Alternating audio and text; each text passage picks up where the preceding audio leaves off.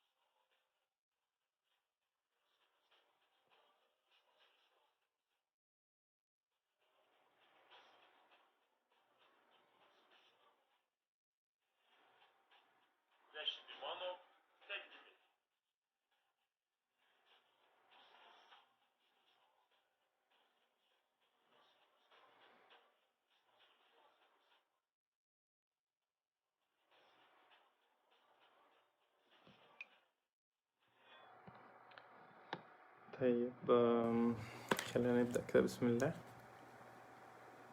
الأول هتكلم النهاردة عن شوية حاجات كده. هقول الأول العناوين اللي أنا هتكلم فيها بسرعة، وبعد كده نبدأ نتناقش في نقطة نقطة. أول حاجة، السؤال اللي أنا بتسأله كتير، يعني بتكلم الأسئلة اللي أنا اتسألتها كتير أو اللي معظم الناس بتسألها لي، أنا عنونتها كده وهقول عناوين بسرعة وبعد كده هجاوب على الأسئلة دي واحد واحد يعني. اكتر سؤال بيتسأل لي ازاي اذاكر اناتومي وهيستو اللي هو المواد الطبية دي. بعد كده موضوع مزاولة المهنة للطب البشري والاسنان.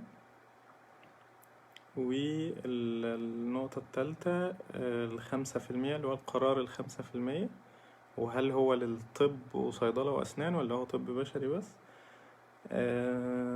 النقطة اللي بعد كده، ادرس طب في مصر ولا ادرس في روسيا، ولا ادرس طب في روسيا. تمام، فخلينا في الأول كده نبدأ بالناس اللي هي بتسأل السؤال بتاع أذاكر إزاي، أذاكر المواد الطبية إزاي وخصوصا الأناتومية. بص، أنا هقول لك حاجة. ده علم جديد عليك. تمام، علم انت ما تعرفش فيه حاجات كتيرة قوي ومعظمه ما تعرفش، يعني خلاص انت داخل علم أول مرة تدرسه. انت انسى الأحياء اللي انت خدته قبل كده لأنه ملوش علاقة باللي انت هتدرسه اللي جاي. تمام، فدايما اي علم جديد انت بتتعلمه ما ينفعش ان انا افتح الكتاب مع نفسي واقعد اقرا واجيب الاطلس وابص عليه واجيب الكتاب واقعد اذاكر واقعد اقرا وامسك الاناتومي مثلا، امسك العظمايه واقعد احفظ الحاجات اللي على الكلام ده. غلط على فكره، الكلام ده مشكله كبيره وهيعمل لك مشاكل بعد كده. انا يعني احنا حتى في طب هنا في طب مصر والكلام دوت، مفيش دكتور بيقول لهم امسكوا الاطلس وامسك احفظ لي السيستم كذا والكلام، مفيش الكلام ده. هو هنا بيتقال لنا في روسيا عشان الدكتور يعني عايزك تبقى واخد فكرة عن الموضوع قبل ما يبدأ هو شرح، وهو غالبا الدكتور ما بيشرحش يعني. فاللي انا عايز اقوله انه الاناتومي بالذات وباقي العلوم طبعا، باقي المواد الطبيه، انا بتكلم على الاناتومي خصيصا. قيس على كده الهيستو، قيس على كده الامبريو، قيس على كده المايكرو، قيس على كده البايوكيمستري، كل حاجه قيس، كل حاجه جايه بعد كده. ما ينفعش ان انا افتح الكتاب مع نفسي خالص. اللي يقول لك اعتمد على نفسك والكلام ده، الكلام ده غلط جدا. انا لما بقول اعتمد على نفسك اقصد ان انت شوف لك دكتور او دكتورين كويسين على النت بيشرحوا واقعد اسمع منهم، اقعد اتفرج على فيديوهاتهم واسمع شرحه والكلام ده. يعني انا ما العظم رغم ان هو حاجات انت بتقعد تحفظ الكلام ده، بس افتح فيديو كده لدكتور لدكتور بيشرح الاناتومي او بيشرح مثلا السكال، مثلا بيشرح تكوين السكال، هتلاقي انت ممكن تقعد تحفظ في السكال دي يومين، هو شرحها لك في ساعة ولا ساعتين ولا 3 ساعات وانت بقيت فاهم وسهل ان انت تحفظ بقى خلاص بعد كده. اللي اقصده باختصار، ما ينفعش ان انت تعتمد على العلم بتاعك في كتاب ان انا اقعد افتحه. لازم يتشرح لي الاول وبعد كده افتح الكتاب. افتح اي كتاب بقى انا يتشرح لي باي طريقه ايا كانت، بس المهم ان انا استوعب. وبعد كده افتح اي اطلس قدامك، افتح اي ريفرنس كبير، افتح اي كتاب كبير، افتح اي كتاب باي لغه واقعد ترجم منه. سوري. هتلاقي الدنيا ماشية معاك. هتقعد بقى تمسك كتاب واقعد احفظ اللي مكتوب لي في الكتاب ده، يبقى ان شاء الله انت كده مش ما انتش في طب، اعتبر نفسك في اي كلية تانية، انت كده ما تعتبرش في طب يعني. تمام. تذاكر ازاي بقى؟ الاناتومي بالذات، لانه الاناتومي انت هتاخده 3 ترمات ورا بعض، وبعد كده هتاخد حاجه اسمها تابوجرافي ترمين بعديها، فانت يعتبر الاناتومي ماشي معاك في الكليه 5 ترمات. فاذا ما تاسستش فيه صح وذاكرت فيه اول باول صح، هتفضل طول ال5 ترمات دول عندك مشكله كبيره مع الاناتومي، وتراكم عليها بقى كل المواد اللي راكبه او اللي معتمده على الاناتومي بتاعك. تمام. فتبدأ ازاي فيه صح؟ انا قلت كنت عامل بوست قبل كده انه في حاجة اسمها General Anatomy او Introduction to Anatomy. المفروض ان انت قبل ما تدخل الكلية، الكلام ده للناس اللي لسه هتدخل يعني، عشان لو حد هيشوف الفيديو بعد كده. لو انت داخل طب خلاص وقررت وقدمت وربنا ييسر لك حالك سواء في مصر او بره مصر، المفروض انه الانترودكشن دي تقعد مع نفسك انت طول الشهر اللي هو قبل الدراسة ده، تسمع الفيديوهات بتاعتها مشروحة، وانا حاطط فيديوهات حاطط روابط لكذا دكتور شرح الانترودكشن كويس جدا. الانترودكشن دي بتديك الخلاصة بتاع الاناتومي، بتديك زي اوفر فيو كده على الاناتومي من بره بدون تفاصيل كبيرة. تمام. ده هيفهمك انت بتعمل ايه في الاناتومي، وباخد اجهزة ايه، وهدرس ايه بالظبط، والكلام ده كله. بعد كده دخلت الدراسة وبدأت دراسة، معاك انترودكشن. انا بتكلم عن الناس اللي لسه ما دخلتش الكلية. هاجي للي دخل الكلية واقول له انت المفروض تعمل ايه دلوقتي. دخلت الكلية، ومع اول محاضرة انت بتبقى عارف خلاص، انت معاك زي مايند ماب كده معمولة من الانترودكشن. انت عارف ان انا اول حاجة هبدأ فيها في الكلية عندي في الاسكال، فاقوم جايب محاضرة الاسكال قاريها قبل ما اروح المحاضرة او اسمع فيديوهاتها، اسمع الفيديو بتاعها او اسمع الشرح بتاعها للدكتور اللي انا متابع معاه. وهقول برضو مين افضل الدكاترة بالنسبة لي انا برضو في الاخر. لكن حضر المحاضرة الاول قبل ما تروح للدكتور في روسيا. تمام. انت هتروح للدكتور في روسيا هتتصدم، لو انت بتدرس بالانجلش هتلاقي الدكتور واقف على برزنتيشن وعمال يقرا الكلام اللي مكتوب ويحاول يشرح اللي هو فاهمه. او لو دكتور قوي في الانجليش هتلاقيه بيشرح برضو ايه، بس في كل الاحوال هتلاقيه اقل من اللي انت سامعه من دكتور مصري او على اليوتيوب او الكلام ده. خلصت محاضرتك بترجع يومها بالليل، ما تبيتوش يعني.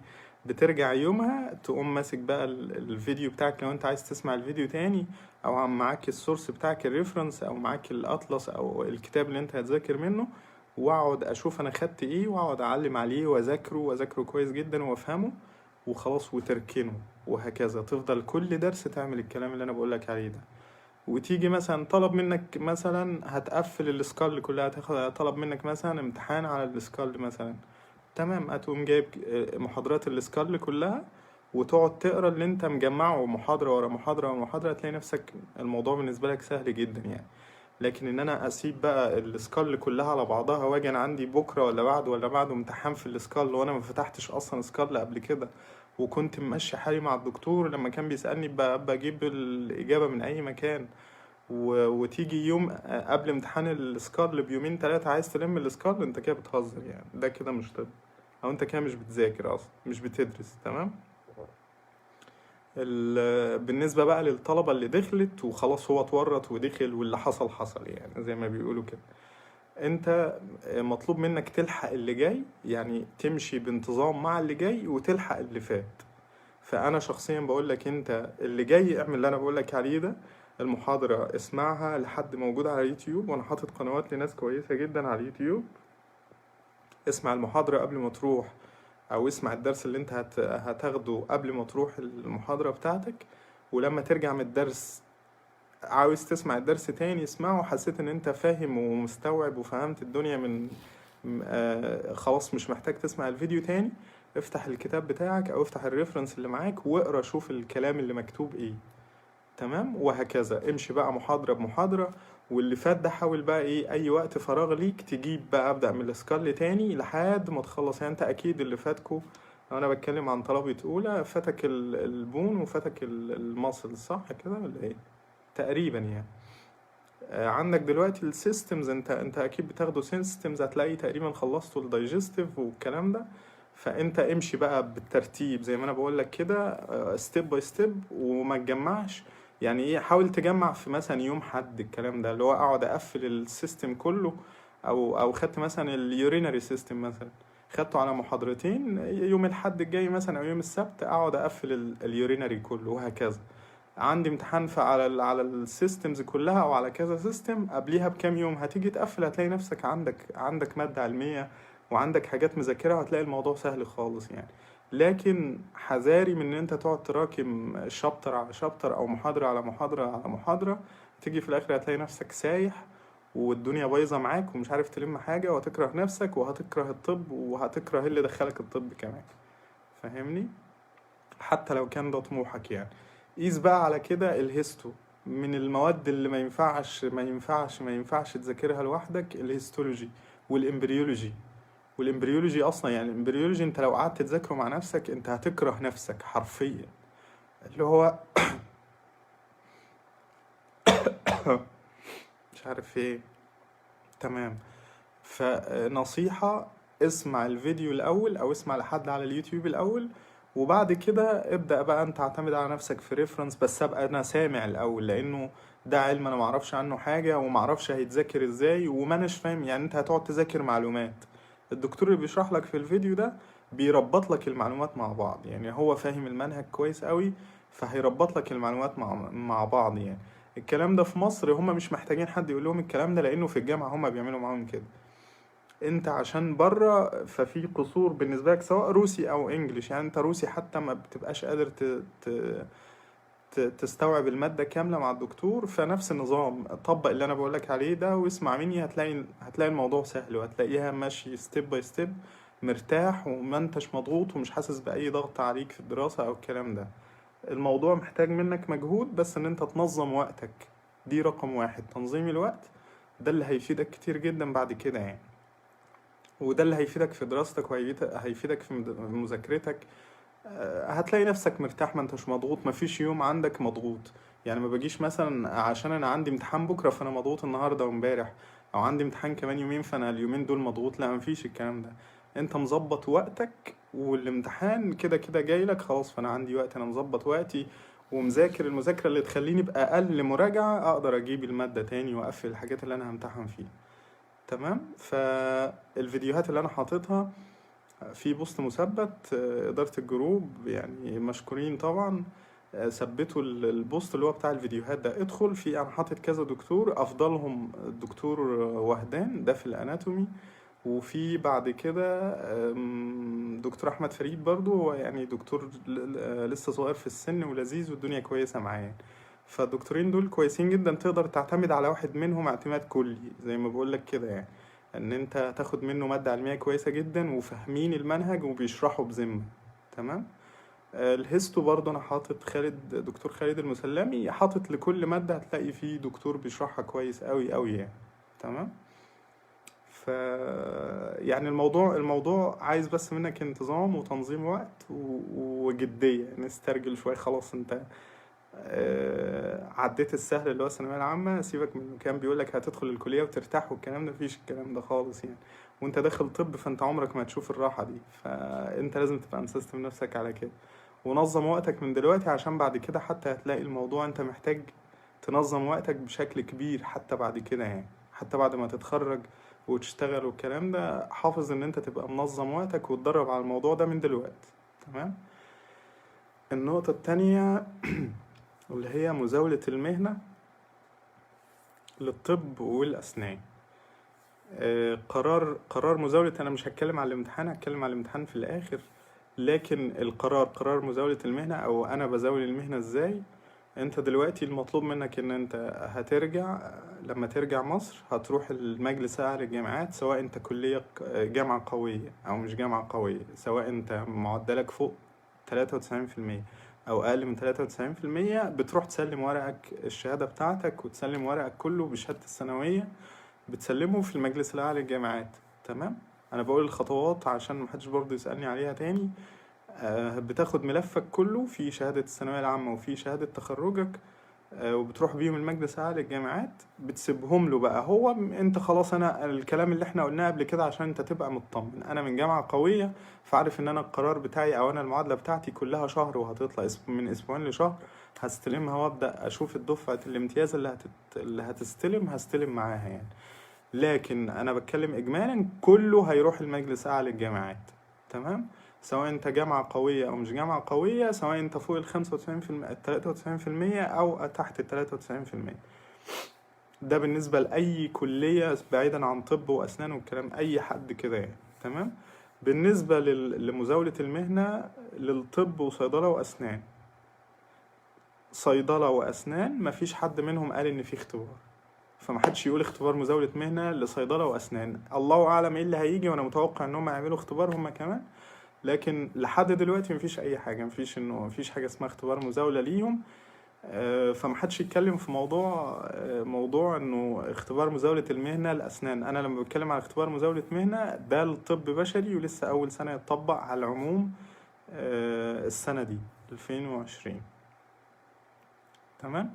برضو قرار ال5%، انتوا هتخلوا الواحد يقول كلام مش عايز يقوله وهتخلونا نقول كلام يشيلنا ذنوب. بص، عشان هتكلم في العموم الأول، ويا رب ما يكونش حد من بتوع الثانوية العامة بيسمعونا أو حد من الطلبة اللي هي بتدرس لسه في الثانوية العامة. القرار ال5%، أنا شخصيا هتكلم أنا عن رؤيتي أنا الشخصية. فزاعة، هو فزاعة بس مش أكتر يعني. النقابة عايزة تعمل فزاعة وعايزة تخوف الطلبة وتقلل عدد الطلبة اللي بيطلعوا يدرسوا بره، فعاملة اللي هو ال5%. وأنا استنتجت ده من تضارب القرارات في الموضوع ده، يعني مرة يقولوا هنطبقه من 2018 ومرة هيقولوا نطبقه من 2019. لكن انت كل ما مجموعك يعلى، عشان برضو لو في حد بيسمعني من الثانوية العامة، كل ما مجموعك يعلى كل ما بترتاح، وكل ما بتلاقي مفيش عقوبات كتيرة قدامك وانت راجع مصر، وهتبقى انت مرتاح نفسيا. خلاص انا فوق 93%، يعني مجتهد، يعني طالب بذاكر، يعني خلاص هتلاقي الريسك عليك مش كبير قوي، وهتلاقي نفسك مرتاح. يطلعوا بقى اللي يطلعوا 5%، يطلعوا اللي يطلعوه، انت كده في الأمان. لكن الطلبة اللي خلاص راحت درست ومجموعها أقل من 93%، يعني إلى حد ما تركزش قوي مع الموضوع ده، عشان أنا شخصيا شايف إن هو فزاع، وخصوصا بعد ما اعتمدوا أو بعد ما طلع اختبار مزاولة المهنة. فأعتقد الموضوع دوت خلاص يعني يعتبر اتحل تقريبا يعني بنسبة كبيرة. والفرق بينه يعني أنا اختبار مزاولة المهنة ده قانون، تمام؟ قانون ودخل مجلس الشعب وتوافق عليه، لجنة الصحة وافقت عليه والكلام ده في مجلس الشعب، فخلاص ده قانون، ده ما حدش يقدر يتكلم فيه خالص، تمام؟ لكن ال5% ده قرار نقابة، تمام؟ قرار النقابة ده أنا ممكن لو هو، حتى لو احنا قلنا مثلا انت رجعت لقيتهم بيقول لك مش هندخلك لو انت 5%، ده بأسوأ الاحتمالات، انه هترجع يقول لك لا انت اقل من 93%، فاحنا مش قابلين ورقك اصلا. فهو ده قرار اصلا، ده المجلس الاعلى للجامعات ما ينفعش يعتمدوا، ولو اعتمدوا ومشاه عليك الموضوع بيتحل بقضية، تمام؟ اي مشكلة مع النقابة بتحلها بقضية. لو قانون بيبقى صعب، بيبقى فعلا الموضوع فيه مشاكل كتير. فعشان برضو ما ارغيش في الكلام ده وما اطمنش الناس قوي، انا مش عايز اطمن الناس اللي هم بتوع الثانويه العامه عشان ما اشيلش ذنبهم ان هم ما يذاكروش او الكلام ده. لكن الكلام ده انا بقوله للناس اللي هو خلاص انت يعني خلاص بدأت طريقك وخلاص شقيت طريقك في موضوع الطب دوت، بس مقلق من موضوع 5%، ما تحطوش في دماغك خالص، وركز وادرس كويس، عشان انت عندك اختبار مزاولة مهنة، ده اللي هيصفي، ده اللي هيدخلك او مش هيدخلك، ده اللي هيخليك تشتغل او مش هيخليك تشتغل. فلازم تبقى مؤهل كويس، ولازم تبقى متعلم كويس. وفي الاول والاخر انت راجع بلدك تفيدها، مش راجع بلدك يعني راجع بلدي افيدها واكسب فلوس، مش راجع بلدي اكسب فلوس واضر. انت في مهنة سامية ومهنة كويسة، والمفروض ان انت ناضج وهتبقى كبير وهتبقى حاجة محترمة. فالمفروض انه تفكر من دلوقتي ان انا اتعلم العلم اللي يفيدني، ان انا اعرف اساعد الناس واعرف اساعد مجتمعي واعرف احسن من المشاكل اللي عندنا في الصحة في مصر. فنصيحة يعني اجتهدوا في دراستكم، كل واحد يجتهد في دراسته، واعمل اللي عليك وسيب الباقي على ربنا. يعني انت ما ربنا في الاول والاخر هو اللي بيقدر كل شيء، وهو اللي يقدر يعني حتى لو قرار زي دوت نفذوه زي ما انا بقول لك كده، فالحلول كتيرة، والحلول كتيرة كتيرة خالص، لانه طول ما هو قرار مش قانون انت سهل اي حد يحله لك يعني. وبيتحل بنقابة، وفي مشاكل كتيرة بين طلبة في مصر اصلا وبين النقابات الطبية وغيرها، وبتتحل برضه خلاص بقضية، وخلاص محامي بياخد مبلغ كده ويطلع يخبط لك في القرار، خلاص بتاخد حكم قضائي وبتتسجل غصب عنهم وبتمشي امورك، كل حاجة مفيش مشكلة فيها خالص. فقرار 5% ده يا شباب محدش يشغل باله بيه. الناس اللي لسه بتدرس ثانوية عامة ما تسمعوش كلامي.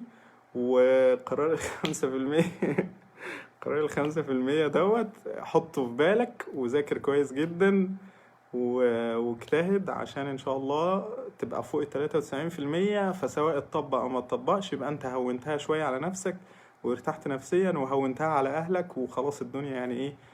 حتى اهلك لما هيصفروك او انا لما مثلا ابني يبقى جايب يعني 95 بتاع ملحقش طب في مصر، هبقى انا عندي ما عنديش مشكلة ان انا يطلع بره ويصرف ويعمل، خلاص ده دكتور خلاص. ممكن يكون الحظ يعني ايه، الحظ بقى ما جاش في صفه في الامتحانات بتاع، فخلاص انت الفرق بينك وبين طب 5%، فالموضوع سهل. انما الناس اللي جايبه 60% و70%، انت لو انت في ثانوية عامة دلوقتي ولقيت نفسك جايب 60% و70%، خلي الطب اخر قرار ليك، نصيحة لوجه الله يعني.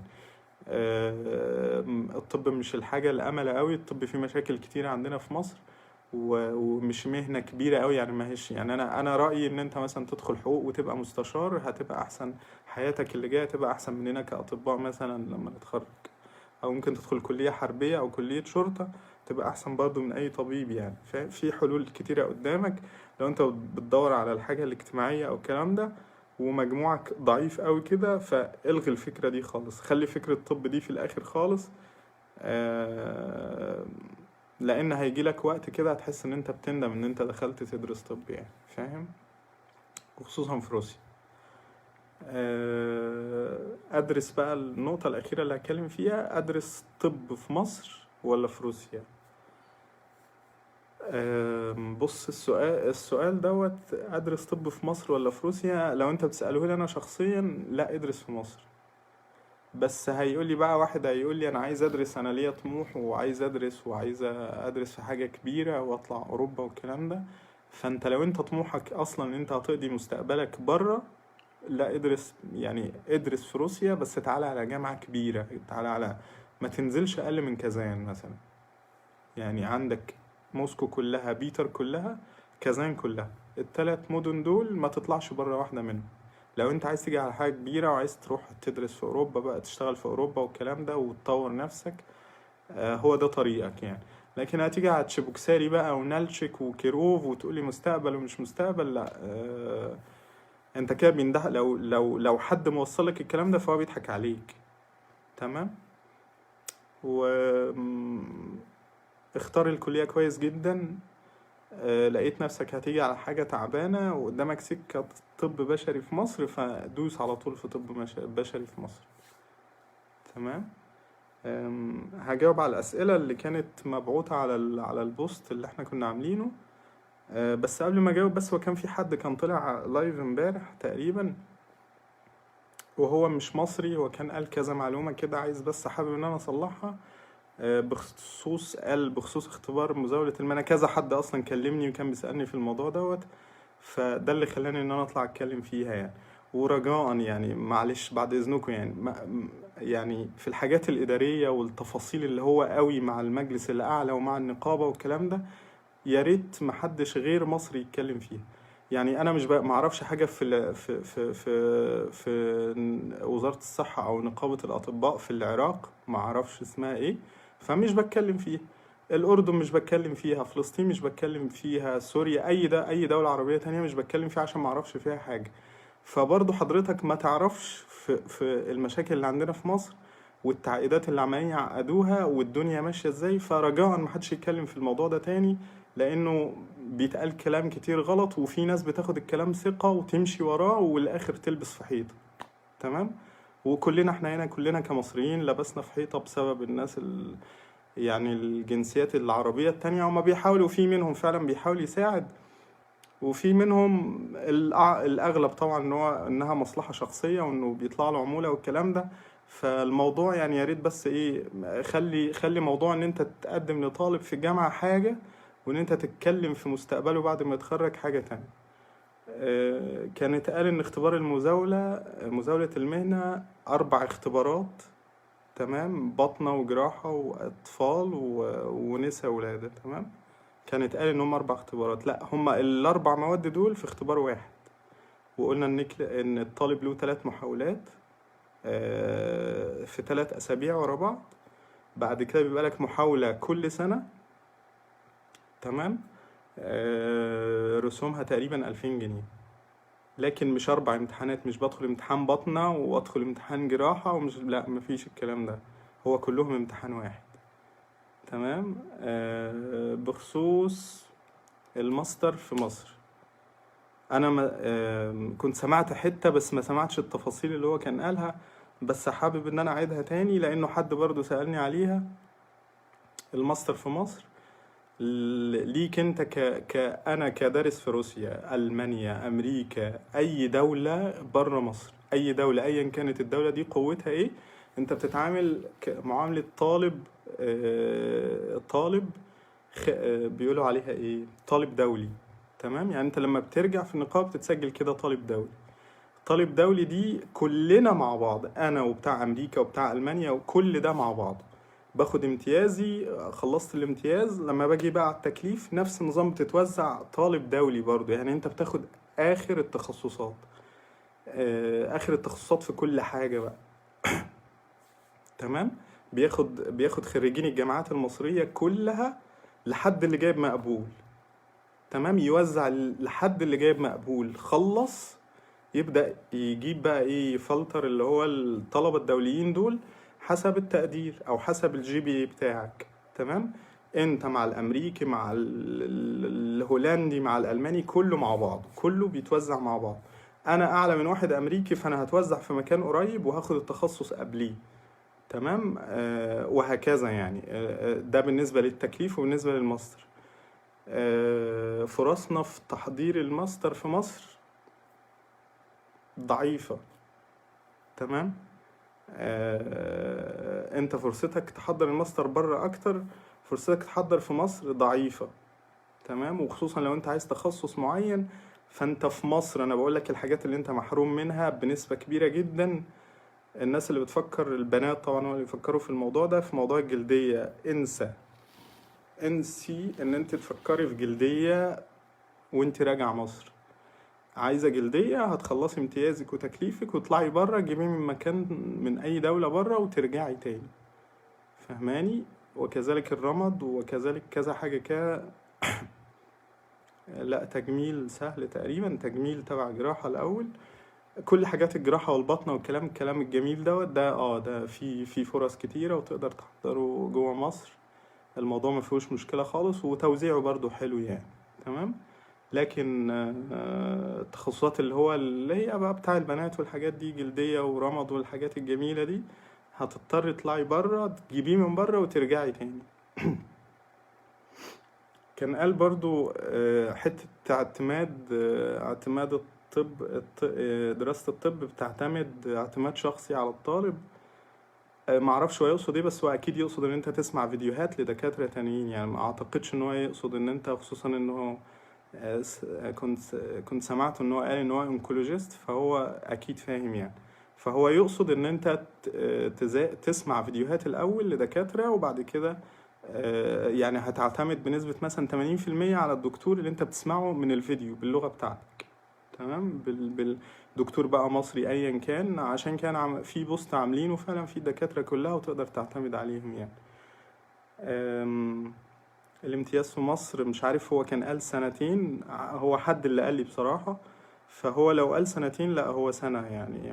هو الامتياز خلاص احنا عرفنا ان هو سنة، لان احنا دارسين 6 سنين. فهو القانون بيقول لي دارس 6 سنين، او القرار اللي طلع اللي دارس 6 سنين هياخد سنة امتياز، اللي دارس 5 سنين بره أو جوه هياخد سنتين امتياز. فهو جوه مصر بياخدوا 5 سنين حاليا، فليهم سنتين امتياز. أنا راجع ب6 سنين فهاخد سنة واحدة امتياز. تمام. مش عارف هو قال كده ولا لا، بس هو حد برضو كذا حد قال لي انه ادبي، ان هو متخرج بقى مخلص ثانوية ادبية وعايز يدرس طب بشري في روسيا. فهو قال له تقريبا هينفع تدرس بس مش هينفع تشتغل بيها بره. انا بس عندي سؤال، هو انت لو انت بتفكر في طب، ايه اللي دخلك ادبي اصلا؟ يعني ايه داخل ادبي تعمل ايه؟ طيب لما انت طموحك طب، داخل ادبي تعمل، ادخل علمي وهات 70-80% احسن بالنسبه لي انا وبالنسبه لاي حد بالعقل يعني. احسن من انت تدخل ادبي واروح ادرس. طب انت هتعدي اختبارات القبول ازاي برضه؟ يعني انا مش عارف هو قال ينفع ازاي. ما اعرفش بقى. هي طبعا الامتحانات بتعدي، امتحانات القبول طبعا كلنا عارفين انها بتعدي كده وبالفلوس وحبي والحاجات دي. بس انت لو ادبي متفكرش في طب وخصوصا في مصر، ولا سواء هتطلع بره تشتغل. يعني انت لو هندسة الموضوع مقبول شوية، يعني هندسة وهتدرس طب عشان فانت هندسة في الاول والاخر. يعني اكيد انت واخد احياء، واخد الكلام ده قبل كده، والبيولوجي والحاجات دي، وليك في الفيزياء وليك في الكيمياء والحاجات دي كلها انت تمام فيها يعني. فلا انت لو ادم متفكرش في طب بشري خالص بصراحة يعني. ده ليك وده ليك يعني. انا بوفر عليك وقت. هتدخل تدرس 6 سنين، ده لو دخلت يعني ودرست والكلام ده، هتدرس 6 سنين وبعد كده تضرب نفسك بالجزمة يعني. مفيش حد بيقعد عمره كله يشتغل بره. تمام. هي دي بقى، دي اكتر نقطة. وانا دخلت سمعت اللايف بتاعه كامل عشان اسمع النقطة دي، او سمعت حتت كتيرة لحد ما وصلت للنقطة دي. انه اللغة الانجليزية عند المصريين 80% مننا اللغة بتاعتنا وحشة. لا هو مش 80%. احنا كمصريين بالنسبة لأي دولة عربية، احنا لغتنا الانجليش عندنا احسن من اي دولة عربية تانية. هي الحتة دي ضايقتني بصراحة يعني. انه انت ممكن تكون انت جايب مثلا طالب على قده في الانجليش وبتقارنه بحد واو قوي، من عندك مثلا من دولتك، فاكيد هتحس ان هو ضعيف يعني. لكن انت لو هتتكلم عن لغة المصريين الانجليش ضعيف، فانت بص على بلدك بقى. تمام. مش معنى ان عدد المصريين كبير يعني ان انت تخبط في المصريين يعني. انا دي ضايقتني شخصيا. فلا احنا كمصريين مش لغتنا مش ضعيفة الانجليش. والضعيف عندنا يعني هو اصلا ما كانش حاطط في حسبانه ان هو يبقى طبيب اصلا. عايز تعرف الانجليش عند الاطباء، انزل مصر وشوف التخصص بتاعك. انت انكولوجيست، انزل مصر وشوف هم عاملين ازاي في مصر. انا بتكلم في العموم كمان يعني. احنا كمصريين الانجليش بتاعنا اعلى من انا ده اللي انا بشوفه بصراحة يعني. انا العراقيين مثلا ما افتكرش قابلت حد عراقي الانجليش بتاعه كويس مثلا، او الانجليش بتاعه واو قوي، غير هو مثلا واحد وهو في بلجراد، وانا شخصيا مش مقتنع ان هو عراقي يعني. ف لانه الانجليش بتاعه قوي. تمام.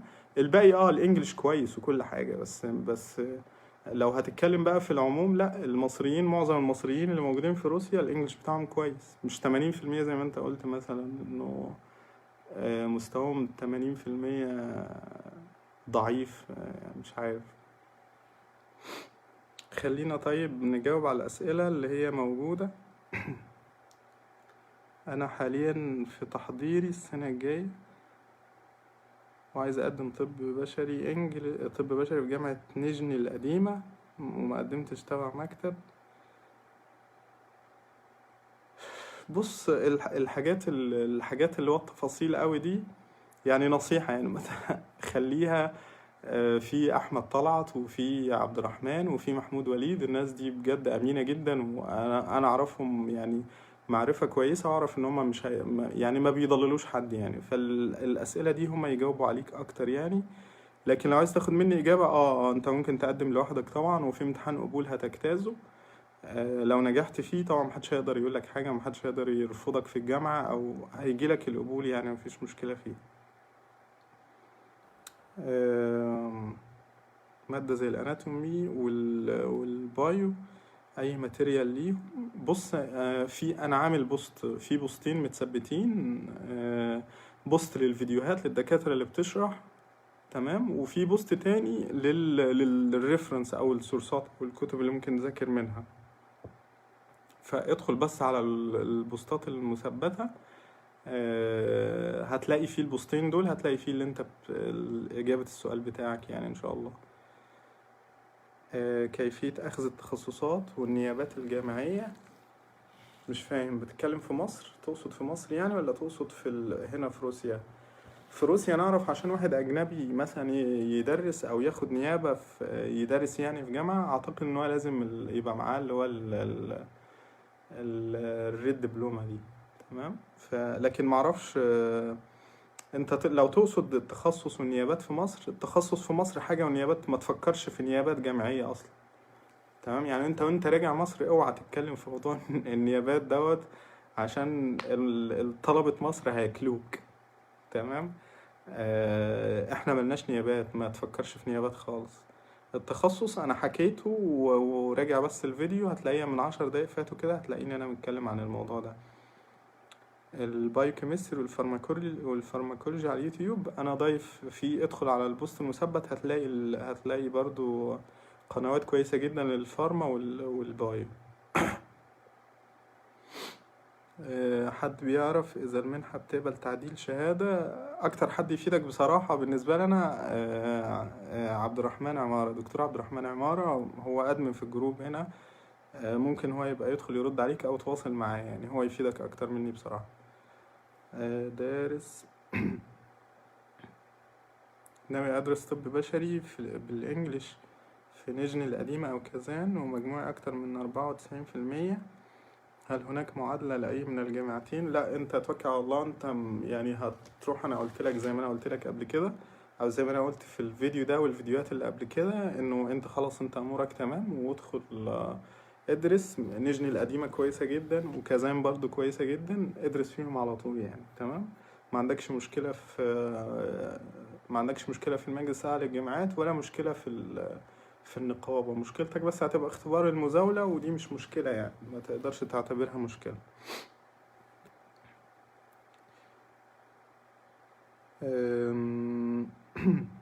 استفسار بالنسبة لجامعة الأورال الفيدرالية، هل يتم استقبال الطلاب المنحة بالمطار؟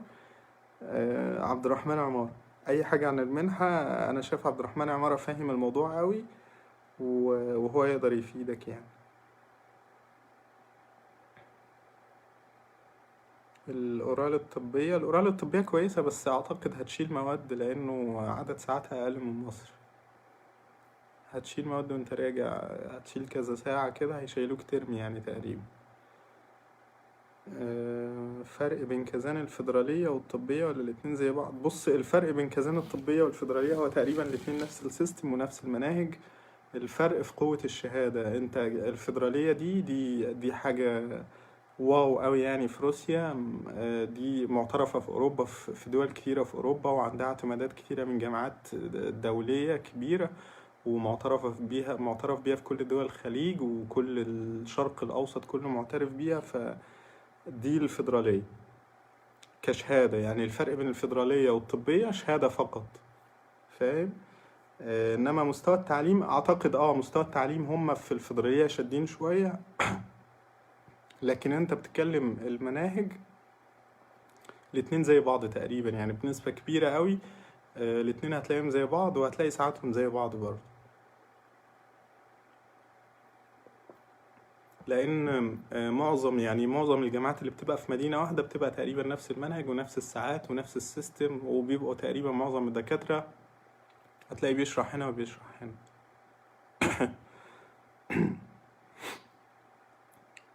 اي كلام عن المنحة؟ متهيألي اكتر حد مركز في موضوع المنحة ده دكتور عبد الرحمن عمارة، هو يفيدكم يا شباب في الموضوع ده. اذاكر المواد الطبية باللغة الروسية والدكاترة بتبعت اسئلة ازاي؟ ما هي دي المشكلة. يعني الدكتور بيبعت لك الاسئلة، انت بتدرس بالروسي، والدكتور بيبعت لك الاسئلة وانت المفروض تجاوب عليها، ومش بتعرف تذاكر، صح؟ هي دي مشكلتك بقى. انا بتكلم، انا وجهة نظري ان انت لازم تدرس بالانجليش عشان النقطة دي. تمام، ان انت انا ما اعرفلكش اي سورس والله تاني، والسورس اللي اعرفه هيبقى بالروسي، فهتواجه نفس المشكلة برضه. ف ما اقدرش افيدك عن الموضوع دوت، ما اقدرش افيدك قوي في الموضوع ده. آم، كان مين مين يا احمد؟ خليل كان احمد طلعت قال لي عليه بيدرس بالروسي، وواضح ان هو مستواه كويس يعني. فممكن تتواصل معاه، او ممكن هو يبقى يرد عليك لو هو لو سمع الفيديو يعني. بس انا ما اقدرش افيدك والله في الموضوع ده.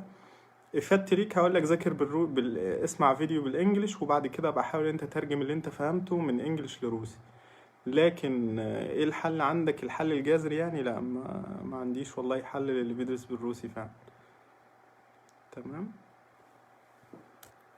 انا المفروض خلصت كده الاسئله مش عارف بتبعتوا اسئله كتير على اللايف، وانا قايل قبل كده انه خلينا الاسئله نخليها في مكان واحد، بحيث انه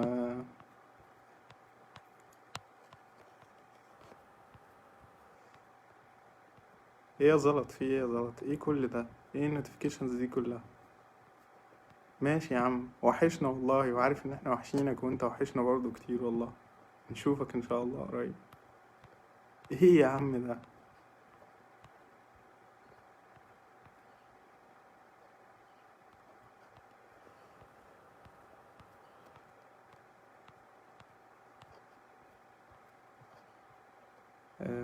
بالنسبة للروسي، هجيب الماستر من اي دولة؟ اكيد لازم دولة بتدرس بالروسي، طبعا. لا مش لا معلش، مش لازم دولة تكون بتدرس بالروسي، بس هتحتاجي تدرسي اللغة التانية. يعني انت لو دارسة بالروسي هتحتاجي تدرسي الماستر بالانجلش مثلا، فهتضطري تاخدي انجلش، كورس انجلش لو انت ضعيفة في الانجليش. لو انت هتدرسي مثلا ماستر في المانيا، فهتضطري تاخدي اللغة الألمانية الأول. لو هتدرسي مثلا في فرنسا نفس النظام يعني، فاهمة؟ هتحتاجي تدرسي اللغة اللي انت هتدرسي بيها. جامعة سمارة يا محمود يعني معقولة يعني، ولو ليك فرصة في جامعة أقوى يفضل يعني. لكن أنا عارف القدرة المادية هي اللي بتكون عائق شوية. فهي لو عائق بالنسبة لك، سمارة كويسة يعني، ساعتها أعلى من مصر، مفيش مشكلة فيها. أورال حلوة في تخصص ولا لأ؟ أورال يعني، أنا على سمعي أنا، هي في ناس بتشكر فيها، بس المشكلة لما ترجع مصر ساعاتها أقل من مصر. بيرم قلنا مش حلوة لأن ساعاتها أقل من مصر. آه،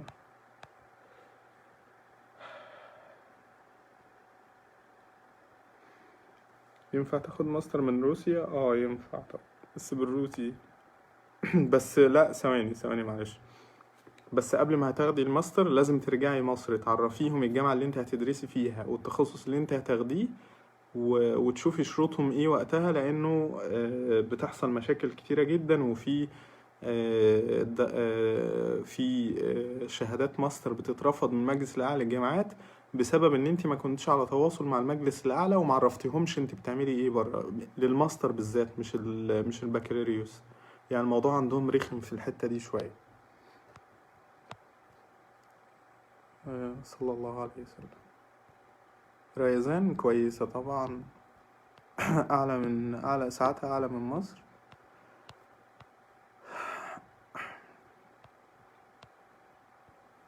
جاوبت على بيرن. توضيح أكثر الاعتراف بالنسبة لكل الفروع العلمي، علوم ورياضة وأدبي إذا درس أسنان.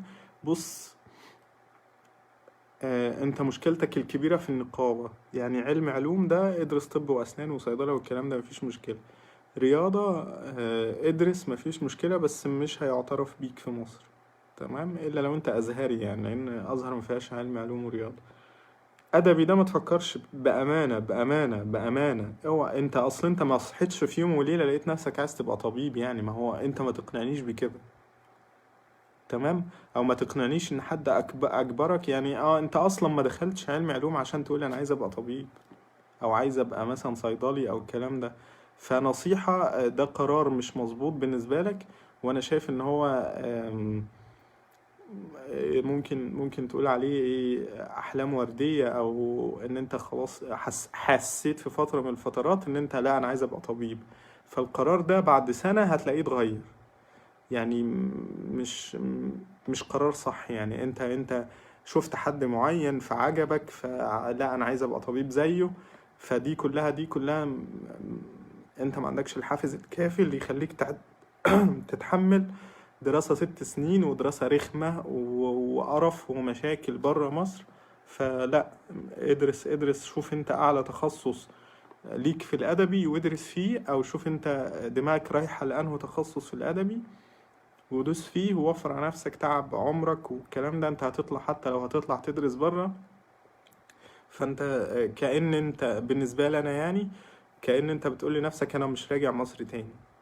فخلاص انا هعيش حياتي بره لحد ما ابقى عجوز وخلاص. يعني يدفنوني بره وربنا يديك طبعا طولة العمر.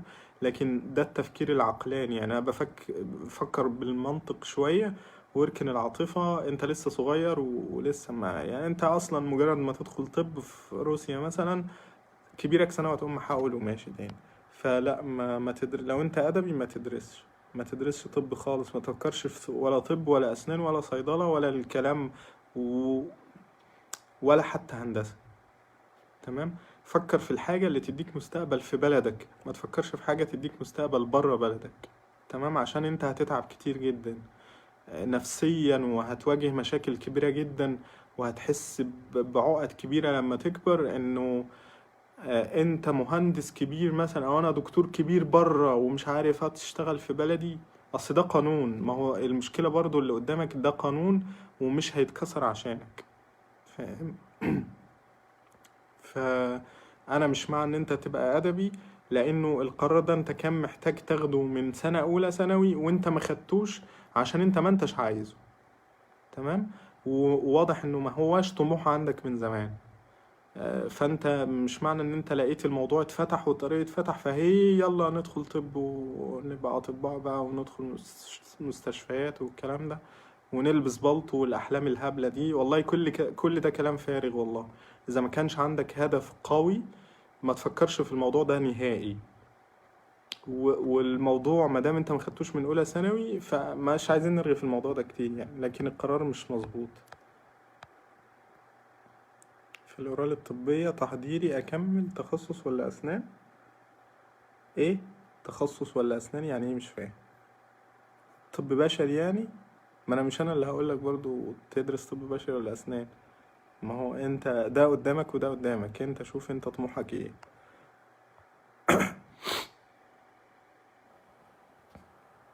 من بيرما عايز تحول كازان للطبية؟ في طرق، بس المشكلة هتقابلك يا طارق عدد الساعات. يعني هتضطر يعني ايه، هيبقى الموضوع عن طريق مكتب مثلا، لانه بس لازم طبعا تدور على المكتب ولازم تأمن نفسك ضد المكتب دوت وتشوف حد موثوق تحول عن طريقه، عشان الموضوع فيه لبش كتير جدا يعني. تمام. وغالبا الجامعة هتشيلك ساعات، يعني هتشيلك مواد لما تحول ليها هتشيلك مواد من أولى. أفضل الجامعات في حدود $4000، ده تقريبا الرينج بتاع مثلا ريزان وسمارة وأوفا والجامعات دي. وفي الطب التالت بيتر برضو تقريبا نفس ممكن تزود شوية وتدخل الطب التالت بيتر يعني.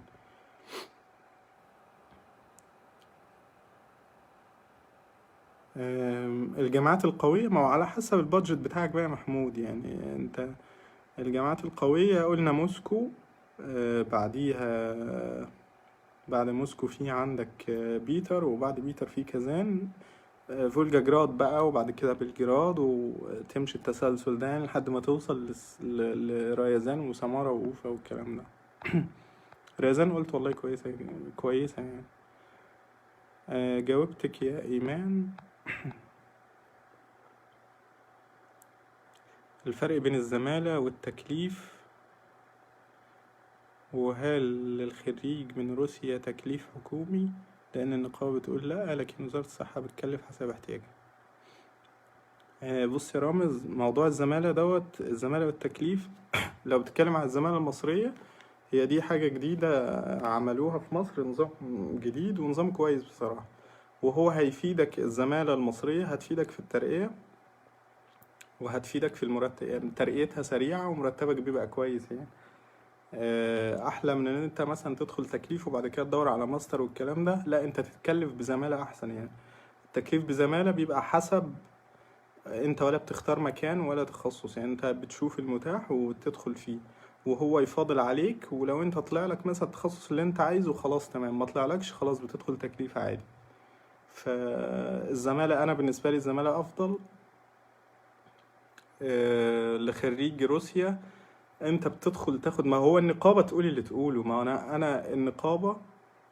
هنرجع تاني نقول الكلام اللي ما ينفعش انا اقوله اصلا. النقابة بتفزع، فاهمني؟ يعني انا مش عايز اتكلم في الموضوع ده عشان ما حدش يغلطني، لكن القرار دي كلها مش في ايد النقابة. يعني انا خدت امتياز اصلا، انت خلاص ما دام دخلت امتياز بقيت زيك زيه، زيك زي اللي متخرج من مصر، زي خريج الجامعات الخاصة برضو بيقولوا لهم نفس الكلام، مفيش تكليف مفيش تكليف. وما يقدرش يمنعهم التكليف يعني، وحسب احتياجها دي. فانت لو جيت تبص لوزارة الصحة هي في اشد الاحتياج لأي حد يعني، فاهم؟ اشد الاحتياج لاي طبيب يدخل يقول لها، حتى بيكلفوا السوريين وبيكلفوا لاي جنسيه بتيجي يعني. فالكلام مش مظبوط. يقولوا اللي هم عايزين يقولوه ماشي، انا هم يقولوا اللي هم عايزين يقولوه، بس في الاخر ايه اللي هيحصل؟ بس ده اللي انا بتكلم فيه. قانونا انت خلاص ما دام المجلس الاعلى للجامعات اعترف بيك، فانت خلاص ليك الحق ان انت تدخل تتسجل في نقابة المهن بتاعتك. يعني انا مثلا طب هدخل في نقابة الاطباء، ادخل نقابة المهن الطبية عن طريق من الاطباء. هندسة نفس النظام. ما انا خلاص، ما انت بتعترف بشهادتي على اي اساس بقى؟ آه، كازان ستيت وكازان ميديكال، متهيألي مفيش كازان ستيت، هي كازان فيدرال تقريبا. هي مفيش غير كازان فيدرالية وكازان ميديكال يونيفرسيتي، اللي هو كازان الطبية وكازان الفيدرالية. الفرق بينهم بالنسبة لي أنا شهادة يعني، إنما هما الاتنين تقريبا متقاربين من بعض. الفيدرالية أشد شوية وفيها التزام شوية، لأن طبعا اسمها والكلام ده، لكن الشهادة بتاع كازان الفيدرالية قوية طبعا، أقوى كتير من كازان الطبية.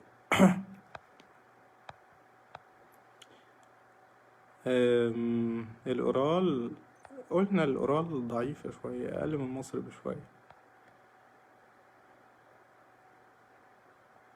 أي كلام في المنح يعني. آم، عبد الرحمن ودكتور أحمد، دكتور عبد الرحمن عمارة ودكتور أحمد طلعت ودكتور محمود وليد اللي هما الأدمنز بتوع الجروب يقدروا يفيدوكوا أكتر مني يعني.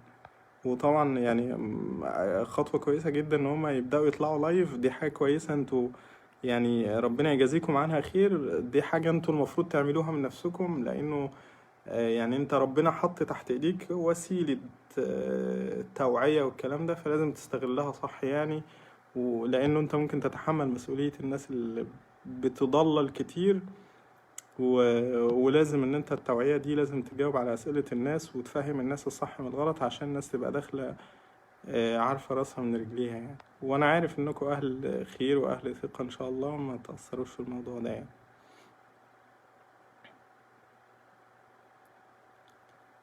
تنبوف وحشة طبعا، مش حلوة خالص يعني. فولجا جراد قوية طبعا.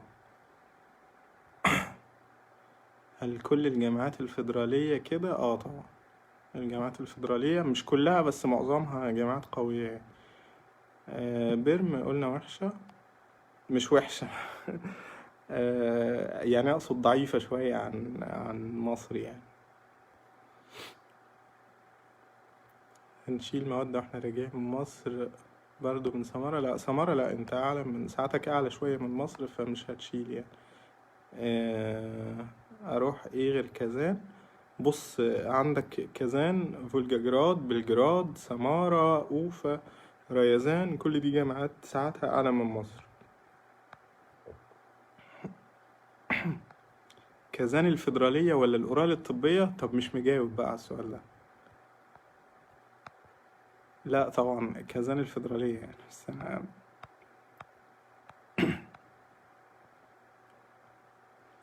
تنبوف. تنبوف مش حلوة خالص على فكرة، وتنبوف فيها مشاكل كتيرة أعتقد عشان الشركات أو الشركة اللي ماسكاها. لكن ضيف على كده إنه ساعاتها أقل من مصر يعني، فهتقابلك مشكلة في الاعتماد. يعني المشكلة إن أنت هتشيل ساعات، وبالتالي على الأقل خالص هيبقى فيه ترم دراسي. قلنا سمارة كويسة. أنا تقريبا حاسس إنه نفس الأسئلة ولا إيه، مش عارف. سان بطرسبرج أم موسكو من ناحية الرصانة العلمية؟ ما هو أنت برضو ما تقارنش.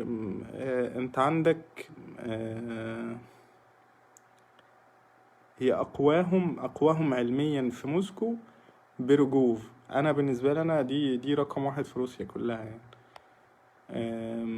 سيتشنوف كويسة جدا، لكن أعتقد اللي أكثر التزاما وانضباطا هي بيروجوف يعني.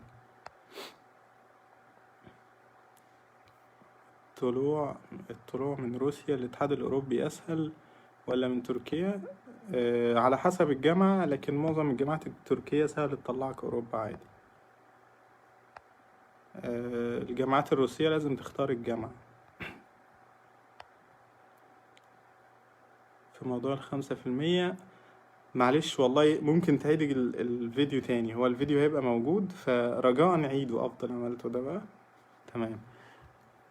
بص باختصار 5%، ركز في دراستك بدل ما انت عمال تشغل نفسك بكلام ملوش لازمة.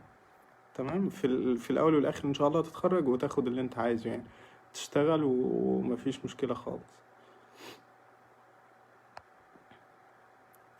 ايه يا جماعة، السؤال ده والله أنا مش عارف، ما كانش حد بيسأله لي خالص من امبارح تقريبا. كل اللي بيسألني أدبي وعايز يدرس طب وصيدلة وأسنان، فيعني لا الموضوع مش حلو خالص خالص يعني. معلش اعذرني برضو، انت مش من يوم وليلة قمت انت كنت أدبي فقلت لا يا جماعة ده أنا كان طموحي طب، انتوا دخلتوني غلط أو انتوا ضحكتوا عليا، أو مفيش حاجة اسمها كده يعني. انت داخل ادبي فخلاص انت داخل ادبي عشان انت مش عايز حاجة في طب ولا صيدلة ولا اسنان ولا علوم ولا هندسة ولا الكلام ده. مش عايز انت الكلام ده، فاهم؟ فما تجيش ت... هتعمل لنفسك مشكلة يعني كبيرة. ريزان قلنا كويسة. فولجا جراد كويسة. كويسة والله فولجا جراد. أم،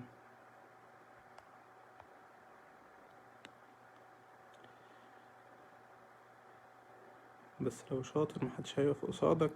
مش الموضوع هيبقى صعب ومعقد شوية، بس لو شاطر محدش هيقف قصادك. مش عارف تتكلم عن ايه يا احمد والله. أم، معلش ما سمعتش موضوع ال5%. اه لو انت تقصد في كده يعني، الموضوع مش هيبقى بقى شاطر والكلام ده. الموضوع هيبقى انه بقى فيه اختبار مزاولة مهنة. الاختبار دوت كفيل ان هو يفلتر الناس. اللي هيعدي منه يستلم شغل، ما تعديش منه ما تستلمش شغل. خلاص الموضوع خلص. واقفل بقى على موضوع اللي جايب 60% ده 70%، والله يدخل الامتحان. عديت ما عديتش ما عديتش. وانا شايف ان هو ده التوجه اللي هيحصل، بس النقابة بترخم شوية. آه... تمام. القرار حاليا فيه 5%، 93%. تمام. بكرة هيبقى فيه ايه الله اعلم. انا بتكلم على وجهة نظري الشخصية عشان محدش يطلع يقول انا قلت وانا الكلام ده، ولا الناس داخلة بتقولي انت ايه مصادرك ومش ايه. ما عنديش مصادر يعني، ما عنديش مصادر ان ال5% دي هتتلغي. انا بتكلم على توقع انا الشخصي ووجهة نظري الشخصية انه ما بقالهاش لازمة يعني. وغالبا الموضوع يبقى فيه كلام كتير، لكن اللي حاليا فيه 5%.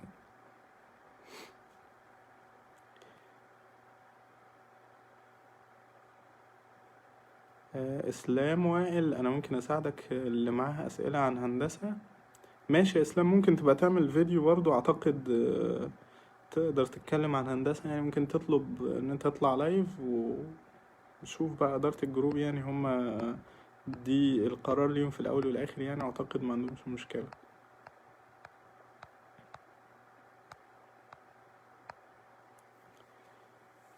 معلومة عن طلاب هندسة يا ريت تقولها. طلاب هندسة ملكوش اختبار مزاولة مهنة يا جماعة، وملكوش دعوة بال5% برضه. دي قرارات طالعة عن النقابة العامة للأطباء البشريين فقط، مش حتى نقابة المهن الطبية النقابة العامة للأطباء البشريين، فيخص الأطباء البشريين فقط.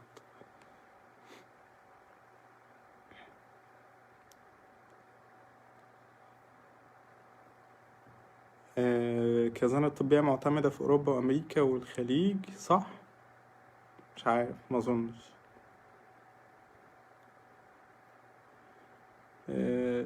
اللي أعرفه الكلام اللي أنا متأكد منه كزان الفيدرالية، لكن كزان الطبية هي قوية في الدراسة وكل حاجة، لكن معرفش عندها الاعتمادات دي ولا لأ. نيجني القديمة معتمدة في ألمانيا، تقريبا معظم الجامعات الكبيرة في روسيا ليها اعتمادات من جامعات ألمانية يعني. بس برضو ده مش معناه ان انت هتروح تدرس في ألمانيا عشان تبقى عارف.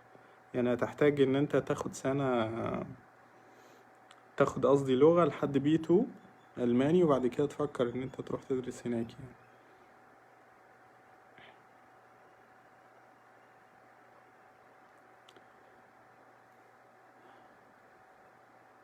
طيب، سهرنا النهاردة شوية حلوين، ساعة تقريبا اهو.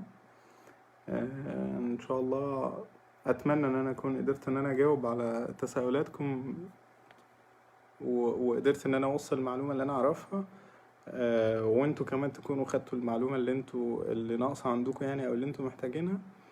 لو في اي حاجة ممكن تسيبوها لي برضو على رسائل. بكرر تاني الرسائل، والله برد عليكم، بس انا عندي ضغط جامد في الرسائل، معرفش، ما انا فوجئت باللي حاصل ده يعني، ما كنتش متوقع كده خالص. لكن حاجة كويسة ان انا يعني انا بحب اخدم الناس، وبحب مثلا ان انا اساعد والكلام ده، ما عنديش مشكلة في كده. لكن انا برضو وقتي ضيق، وعندي شوية التزامات كده في كذا حاجة يعني. فمعلش اعذروني في التأخير في الرد، ان شاء الله والله يرد على كل الأسئلة. ولو في اي حاجة كان في حد برضو طلب مني ان انا عايزني اشرح له حاجة او كده. آه، انا والله بحاول اظبط لك وقت وكده، ما عنديش مشكلة في كده.